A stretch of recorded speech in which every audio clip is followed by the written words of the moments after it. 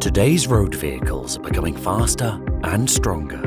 Manufacturers are using new ultra-high-strength steel alloys, such as boron, in roof pillars and other parts of the structure. However, these new super steels can defeat the cutting and extrication tools used by rescue services, making it difficult for them to free those trapped in wreckage. Seconds can make the difference between life and death.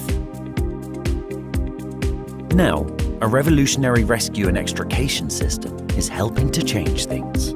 Easily integrated into new vehicle builds, it automatically activates a range of remedial functions to enable fast extraction and rescue. For example, the system activates under these circumstances: high-impact collision, airbag deployed, water above dashboard height, fire under hood or behind dashboard, car on its roof. How does the system work? Let's look at it in more detail.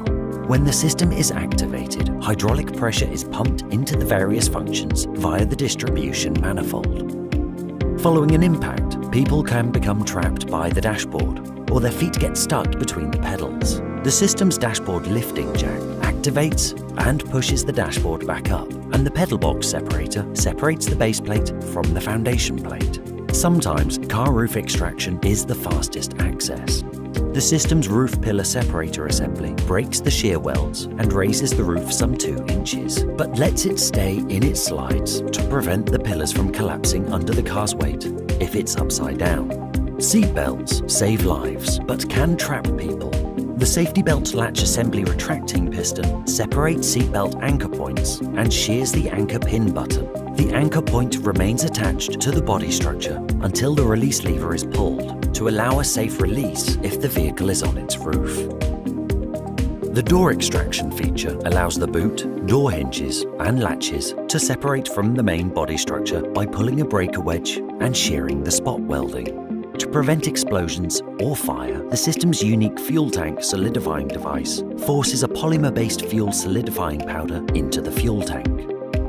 Power to the airbags is also isolated after 30 seconds to prevent injuries to occupants and rescue workers during extrication. The system can be deactivated by the driver when starting the car, but automatically reactivates to standby mode when the ignition is switched off and on again. Once deactivated, except for an activated fire signal, the system will not activate in an accident. If needed, a rescuer can access the manifold on the passenger side dashboard by cutting the thin skin open. From here, the system can be supplied with external electrical power to drive the main pump, or hydraulic pressure directly into the manifold to simultaneously or individually operate any one of the systems. If the manifold is out of reach, the rescuer can use the hydraulic connection in the boot to activate all the systems.